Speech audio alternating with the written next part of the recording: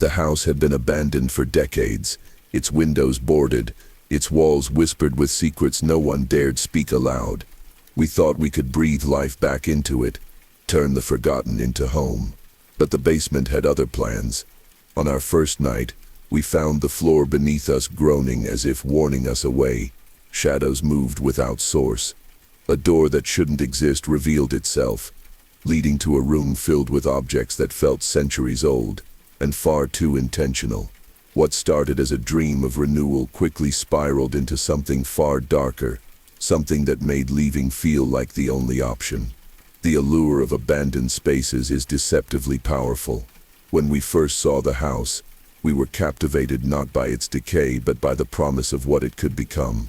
To outsiders, it was a crumbling structure at the edge of a forgotten town, with sagging roof lines, boarded windows, and weeds that clawed at the walls like desperate fingers. But to us, it was a canvas. There's something intoxicating about walking through a place that has been untouched for decades, as if stepping into a suspended moment of time, where every object left behind whispers a story waiting to be uncovered. The air itself carries the scent of neglect and memory, a mixture of mold, dust, and faint traces of life that once thrived here. It seduces the imagination, makes you feel capable of rewriting history, of bringing warmth and vitality back to walls that have known only emptiness. The first step in turning an abandoned house into a home is always a battle with perception. You see cracked plaster as character, peeling wallpaper as charm, the uneven floors as an opportunity to bring craftsmanship and care. Every corner presents both a challenge and a possibility. We told ourselves we were rescuers, breathing life into the forgotten, rescuing history from oblivion. But there's a danger in that mindset.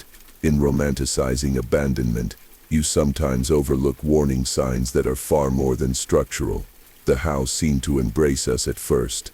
The creaking of the staircase became familiar, the groan of the floorboards like an old friend stretching awake. It was easy to believe that we could tame the space, that with paint and furniture and careful attention it could be ours. There is a magnetic quality to decay. An abandoned house carries echoes of lives once lived, echoes that can fill empty rooms with a sense of intimacy and loss. We found ourselves lingering in the corners, running our fingers along dust-covered ledges, imagining the stories behind each object left behind. There were letters, yellowed and brittle, that hinted at family disputes, petty grievances, small joys and sorrowful losses. A broken porcelain doll sat upright on a chair, staring blankly, yet somehow commanding attention. It felt almost like the house was welcoming us, testing us, gauging our intentions. The lure of such spaces is also psychological. We are drawn to what others avoid, compelled by mystery and the thrill of discovery. To enter a place abandoned is to flirt with danger, to step across an invisible boundary between safety and the unknown. Each creaking door, each shadow cast by broken window panes, fuels both excitement and anxiety. The house seemed to reward our curiosity at first, revealing hidden cupboards and closets filled with remnants of a past era. We imagined ourselves uncovering treasure, reviving history, and creating a home that carried both nostalgia and our own mark. But even as the house tempted us, it began to assert its own character. The basement, which at first seemed like a mere storage area, hinted at secrets we could not yet comprehend. We overlooked the subtle signs at first, the unusual cold, the faint odor of metal and earth, the sense of being watched. Our minds, intoxicated by the idea of transformation, rationalized these warnings as part of the charm of old structures, dismissing them as quirks of age rather than premonitions. In our desire to reclaim and recreate, we underestimated the power of the house's past, the way it held on to the lives that had once occupied it. Every step we took in the house reinforced both the promise and the peril of abandonment. The hope of turning it into a home was inseparable from the weight of what had been left behind. Each room told a story, each object carried a fragment of a life once lived, and each shadow seemed to remind us that some histories resist change. It was intoxicating, thrilling, and increasingly unsettling. The beauty of such spaces is inseparable from their danger. They seduce, but they also conceal. And it is in that tension between possibility and menace that abandoned houses hold their most compelling and dangerous power. Walking through an abandoned house is like stepping into a living museum of forgotten lives, a place where history lingers in every crevice, in every layer of dust. Objects that once had purpose now exist only as silent witnesses to the passage of time, each item a clue to the rhythm of daily existence long vanished. The old furniture, though splintered and worn, speaks of human habits, chairs placed just so, tables set with invisible meals, a bed that may have offered comfort and rest a century ago. The more time you spend in such a space, the more you realize that history is not just written in books, it is embedded in walls, floors, and ceilings, and it demands attention, respect, and sometimes caution. In our house, the deeper we ventured, the more the layers of past lives became apparent. Old newspapers, yellowed with age, lay scattered across the floor, reporting on events that had shaped the world outside while the house remained insulated in its own reality. Personal letters, tucked into drawers or folded neatly in envelopes, hinted at private dramas, whispered secrets, and the mundane routines of the people who had lived there. Even the mundane held weight, the faint smell of tobacco lingering in a carved wooden pipe, the frayed edges of a rug suggesting where families had gathered for warmth or conversation. Every item offered a glimpse into human behavior, the small, intimate choices that define existence, and in an abandoned home, those choices take on a spectral permanence. As we catalogued what remained, the architecture itself revealed stories. Ceilings bore intricate plaster designs, evidence of craftsmanship and pride, while walls displayed faint stains, the aftermath of water damage, neglect, or perhaps accidents that had once caused sorrow. Door frames were worn unevenly by the repeated passage of occupants, the floors groaned under weight not ours, and the staircases seemed to echo the cadence of footsteps from decades past. Even windows, cracked or clouded, framed views that had once been familiar to someone else, offering a silent testament to moments of contemplation, joy or fear. The house was more than wood and stone. It was a repository of human experience, and it demanded careful observation to understand its language. One of the most unsettling aspects of uncovering history in abandoned spaces is the presence of objects that hint at mystery or tragedy. In our basement, hidden beneath years of dust, were boxes containing journals written in a careful looping script. The entries described ordinary events at first, then gradually descended into obsession, documenting a fixation on preserving not just objects, but essence, the intangible qualities of life itself. We found sketches, strange diagrams, and a series of locked compartments, all suggesting a past that was both meticulous and secretive. History here was not merely background, it had a weight and a presence that seemed to resist disturbance. What struck us most was the immediacy of connection. Unlike reading about history from a textbook, walking through these rooms forced an awareness of human vulnerability, mortality, and ambition. We could almost feel the lives that had intersected within these walls, the laughter, the arguments, the quiet moments of reflection, and the unseen sorrows. Every object we touched was a tangible connection to someone who had lived, dreamed, or suffered there. The house did not merely tell us what had happened, it allowed us to inhabit, if only briefly, the same space, to sense the contours of life as it had once existed. Yet with revelation comes unease. As we uncovered more, the basement revealed signs that the house had been used for purposes far stranger than mere domestic living. Odd stains on the floor, arrangements of objects in symmetrical patterns, and journals filled with cryptic references suggested rituals, practices, or obsessions that belonged to a past not easily reconciled with ordinary life. The very act of uncovering history became a delicate balance between fascination and fear. The house's history was layered, complex, and sometimes disturbing, a mosaic of ordinary and extraordinary human behavior frozen in time. In exploring abandoned homes, one learns that history is never inert. It persists in forms both subtle and profound, influencing the present through traces that cannot be ignored. The more meticulously one observes, the more it becomes clear that these forgotten spaces are more than relics. They are storytellers, each item, each architectural detail, each shadow playing a part in narratives that stretch across generations. The lessons of these places lie not just in what happened, but in how carefully the past can imprint itself on the living, shaping perception, emotion, and the inevitable awareness that even absence is meaningful. In the beginning, the signs were subtle, almost easy to dismiss. A floorboard that creaked more than it should, a shadow that flickered where no object stood, the faintest draft from a closed window.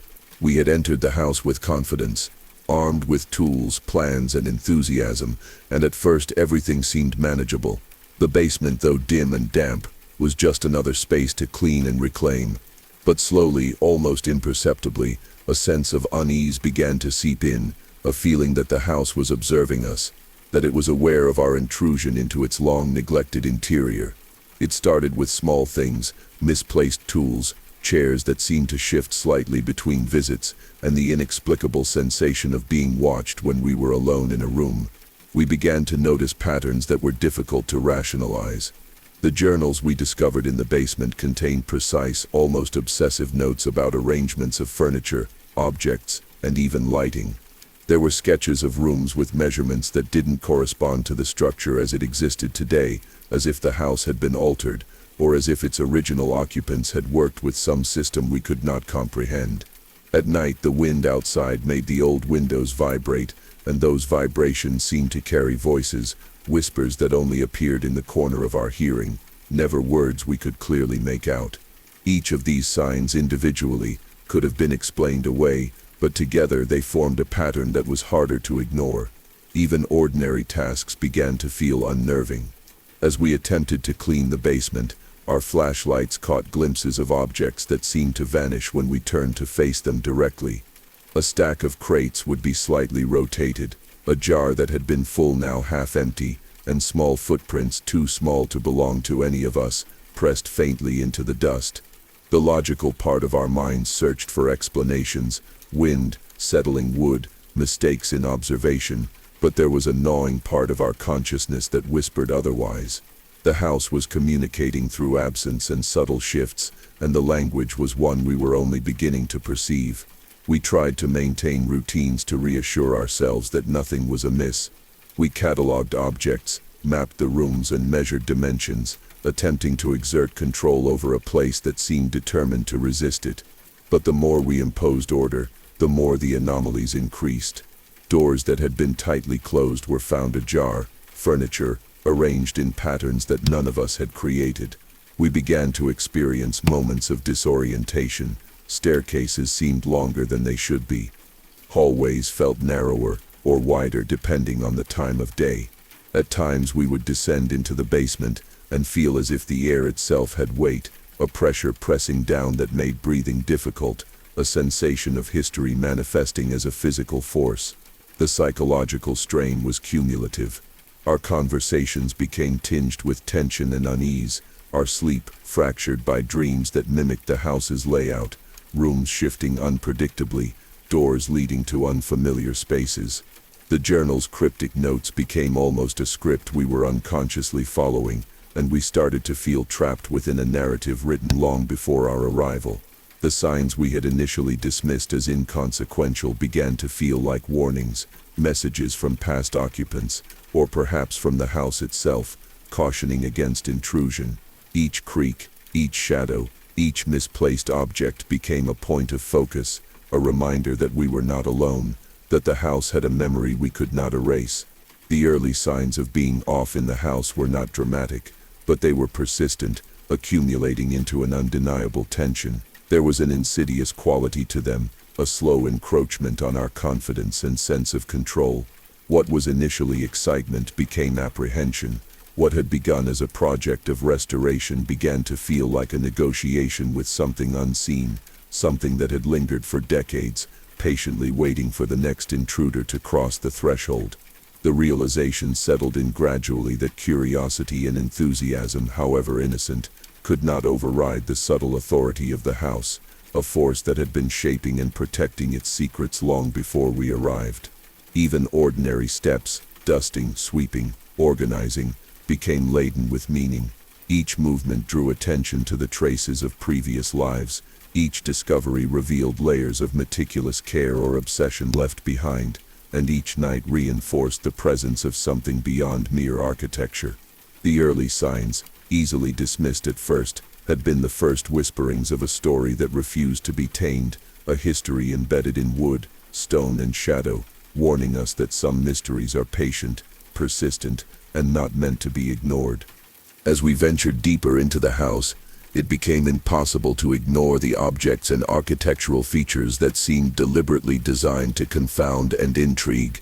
Each item we uncovered felt as though it had been placed with intention, a silent witness to rituals and routines long forgotten.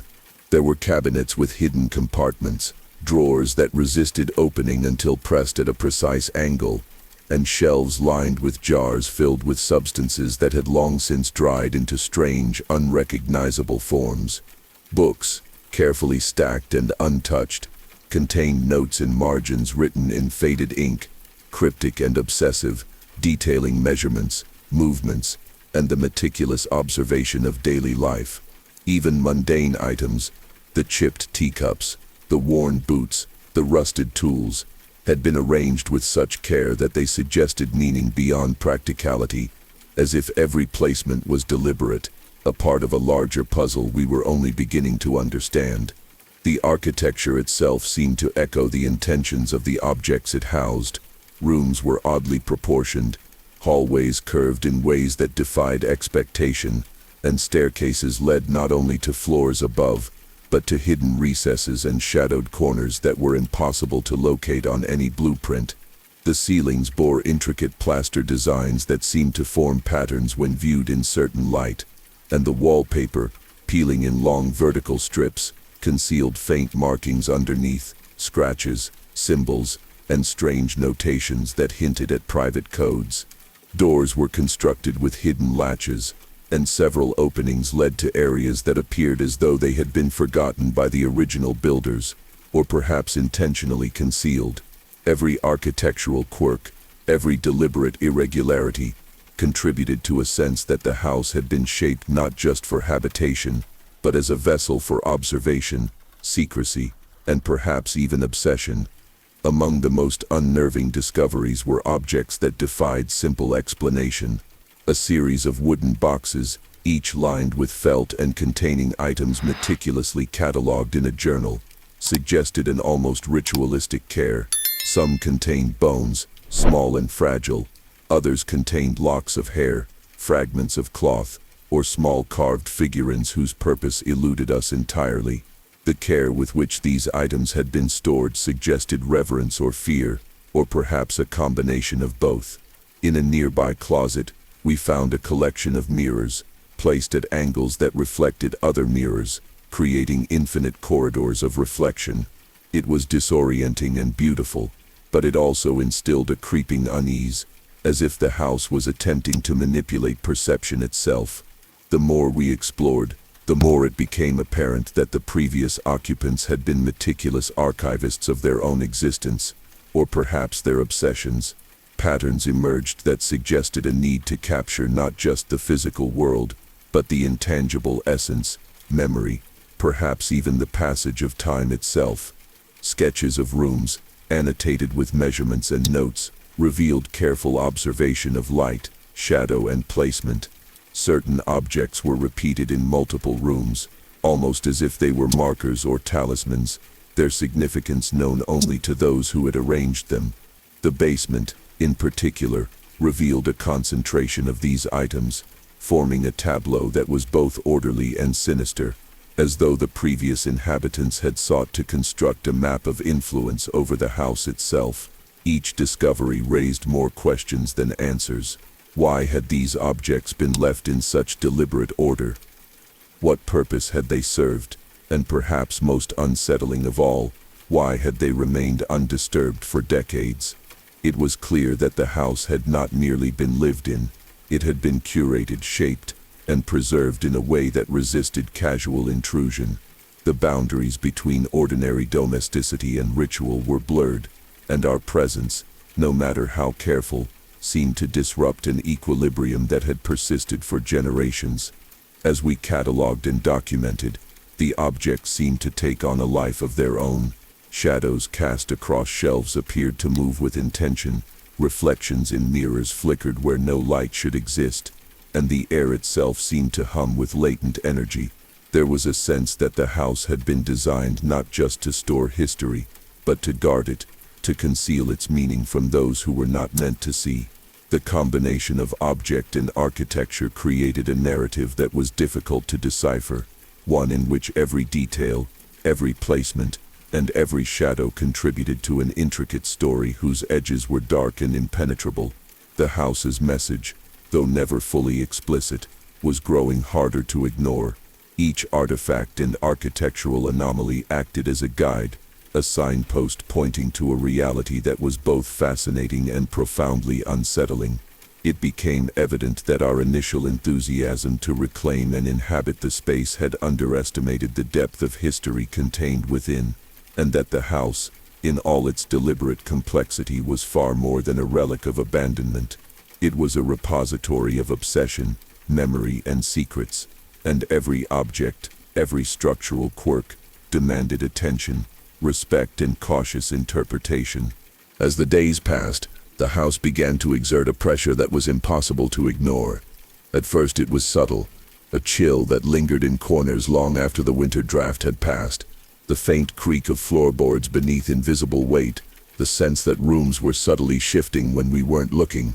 We tried to rationalize it, attributing the unease to fatigue or imagination, but slowly it became apparent that the house had its own rhythm, its own consciousness, shaped over decades of occupancy, abandonment, and secrecy.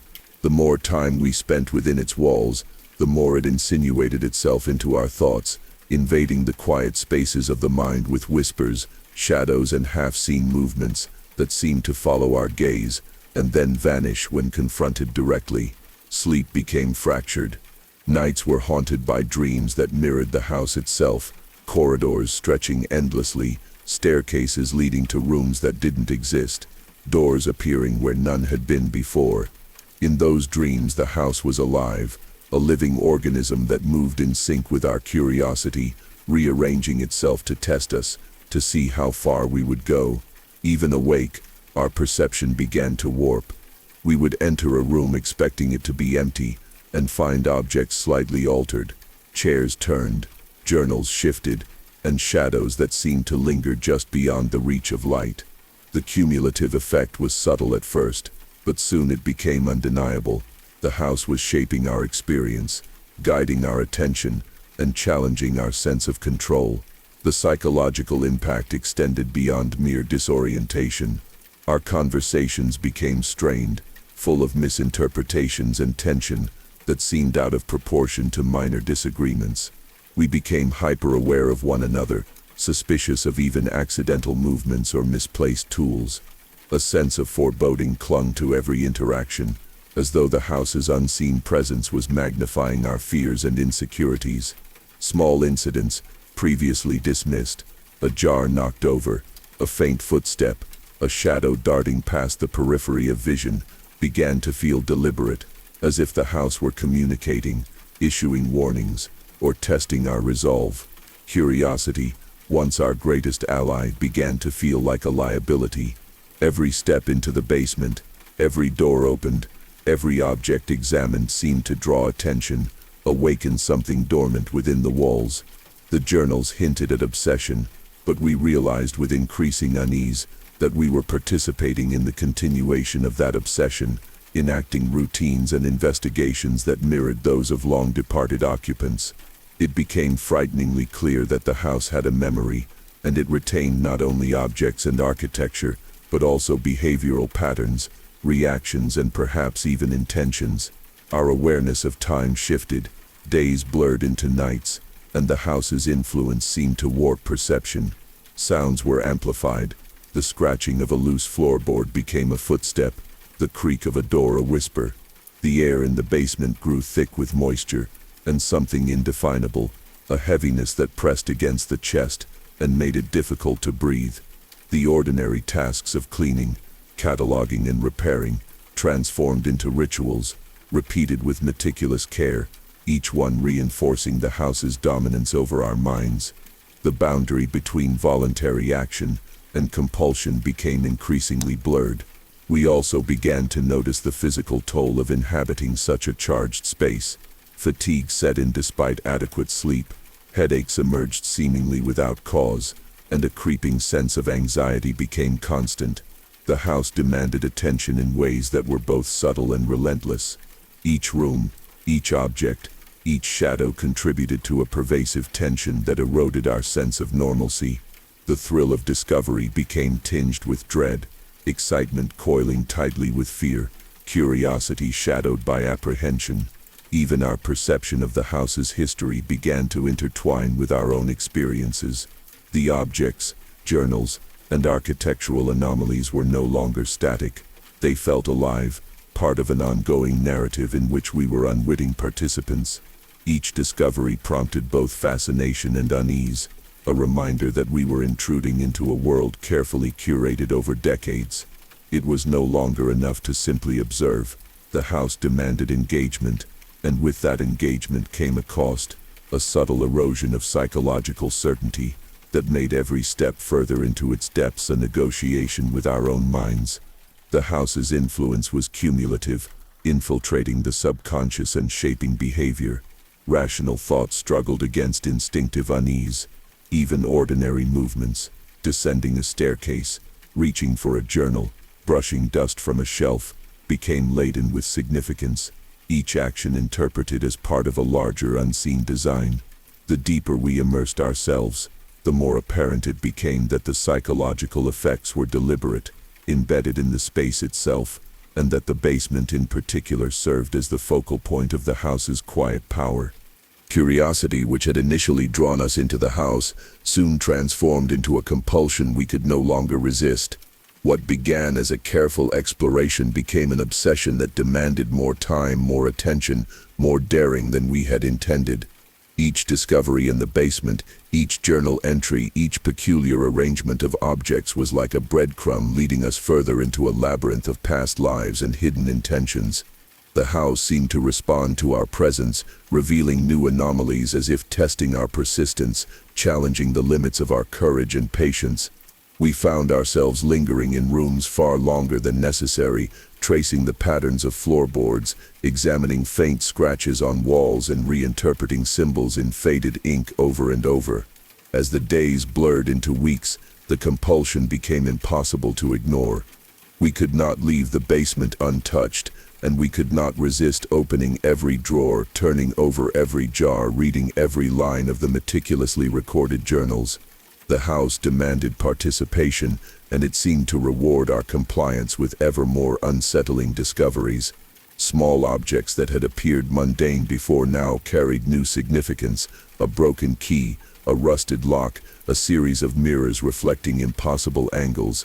Each item seemed charged with intent, and the more we interacted with them, the stronger the sense became that the house was alive, observing our responses, calibrating its revelations according to our willingness to probe deeper.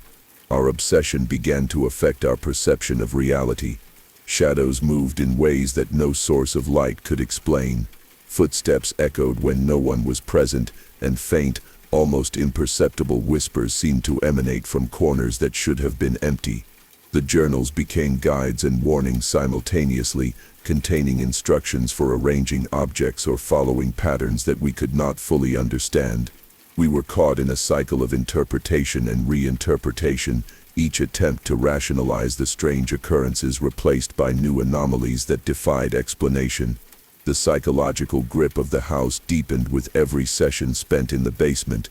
Nights were filled with dreams that replicated its twisted architecture, staircases leading to dead ends, doors opening into unfamiliar spaces, and rooms lined with objects whose purpose eluded us. Even waking, we found ourselves retracing steps we had taken the day before, convinced that we had missed something important, as if the house itself insisted on complete observation before allowing us to leave. It was a slow erosion of autonomy. We were no longer merely explorers but participants in a narrative that had begun long before our arrival. Arguments and tension among our team became more frequent. Fatigue and obsession combined to fray tempers, and minor disagreements were amplified by the oppressive atmosphere of the house. Yet no one could walk away.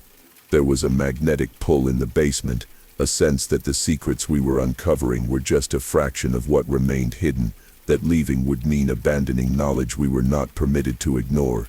Each discovery validated the compulsion, reinforcing the idea that the deeper we delved, the closer we would come to understanding the house's purpose, its history, and the lives of those who had curated it with such obsessive care. Our obsession was fed by the uncertainty and ambiguity of the house.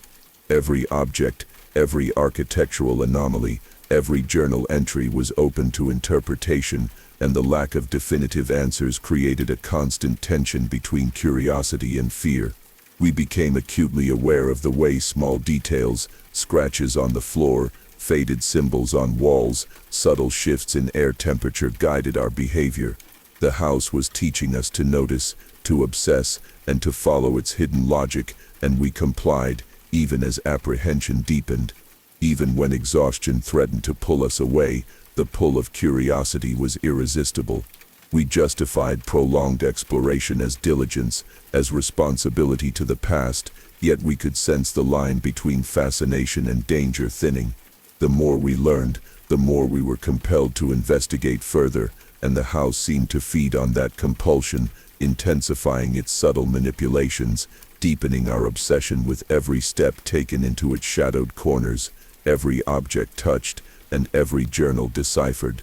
The basement became both a center and a mirror, reflecting our own growing obsession, amplifying our curiosity until it was no longer merely intellectual but visceral, psychological, and unavoidable.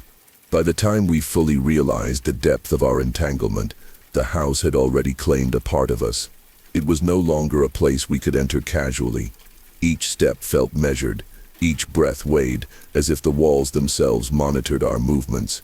The basement, in particular, had become a nexus of tension, the epicenter of the house's silent power. Its shadows seemed to stretch unnaturally, elongating when we turned away, contracting when we returned. The objects we had examined repeatedly, the jars, journals, mirrors, and wooden boxes, had begun to feel less like artifacts and more like instruments, channels through which the past exerted its influence on the present. One evening, after hours spent documenting and rearranging according to patterns we thought we understood, an event occurred that shattered any remaining sense of safety. A loud crash echoed from the far corner of the basement, followed by the sound of shuffling, scraping, and finally a heavy thud that reverberated through the floor above. Our flashlights trembled in our hands as we approached, hearts pounding, yet the source was elusive. Objects had shifted from their meticulously recorded positions. One of the boxes, previously locked, lay open with nothing inside. It was as though the house had enacted its own plan in our absence, rewriting the order we had painstakingly established. Fear mixed with fascination, leaving us paralyzed in a state of tense observation, unable to retreat yet unwilling to advance. The journals which had been our guide now seemed to taunt us. Marginalia we had ignored before suddenly appeared urgent, detailing sequences of placement, rituals, or observations that we had inadvertently disrupted. The previous occupants, it seemed, had anticipated intrusion, crafting instructions designed to protect, control, or perhaps manipulate anyone who entered their private domain. It became apparent that our curiosity had activated mechanisms left in place decades before, traps of perception, psychological prompts, and architectural quirks intended to disorient, compel, and dominate. The line between historical record and active influence blurred entirely. As we attempted to restore some sense of order, the house resisted. Doors that had been closed swung open, shadows shifted in impossible directions, and reflections in the mirrors no longer aligned with reality. One of our team, convinced he could confront whatever force or pattern lay within, descended alone into a far corner of the basement, only to return shaken and pale, unable to articulate exactly what he had seen. Silence fell, thick and heavy, punctuated only by distant groans of old wood and the faint metallic scent that always lingered near the original wooden boxes. The psychological weight of the house's secrets was suffocating. Every attempt to document or understand the basement only intensified the pressure, and even mundane actions, lifting a lid, turning a page, moving an object, felt like provocations. We began to sense the scope of what had been left behind, the obsessive care with which the house's previous occupants had curated their world, and the consequences for those who dared enter without full comprehension. The house had become an arbiter, its judgment subtle but undeniable, revealing that intrusion without respect could have profound effects, reshaping perception, behavior, and even physical reality within its walls. Eventually, the culmination of these experiences forced a confrontation. We realized that we could no longer simply observe or catalog. We had to choose whether to push further, risking unknown repercussions, or retreat. The house seemed to respond to our hesitation, intensifying the anomalies, shadows growing darker, objects shifting more aggressively, and that low, almost imperceptible hum in the basement reaching a point that was physically felt in the chest. Every instinct screamed to leave, yet the human drive to understand, to conquer, to complete the investigation, kept us rooted in place. At that moment, the basement revealed its full presence, not through a singular event, but through the accumulation of small, undeniable signs, air thick with tension, objects imperceptibly moved, an oppressive sense that we were no longer merely observers, but participants in an ongoing narrative. The house's secrets were not just historical curiosities, they were active, living forces that demanded engagement, attention, and acknowledgement. To remain ignorant or careless was to court danger. Our confrontation with the basement's power was complete in the realization that the house was not merely a structure, it was a guardian of its past, a sentinel for the obsessions of those who had once lived there. Each decision, each action, became a negotiation with forces both tangible and intangible, consequences that extended beyond the visible world and into the realm of memory, history, and human perception. As the shadows of that abandoned house linger in your mind, take a moment to consider this: how many stories lie hidden in the places we pass every day, waiting silently for someone curious, or perhaps reckless, enough to uncover them. The house we tried to claim as our own was not just walls and wood, it was memory, obsession, and secrets frozen in time, quietly observing our every move.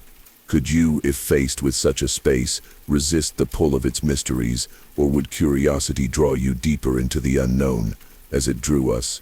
If the whispers of this story have unsettled you, if the weight of its secrets lingers like a cold draft through your thoughts, then linger here a little longer. Subscribe now, so you won't miss the next descent into the forgotten, the eerie, and the inexplicable. Share your thoughts in the comments.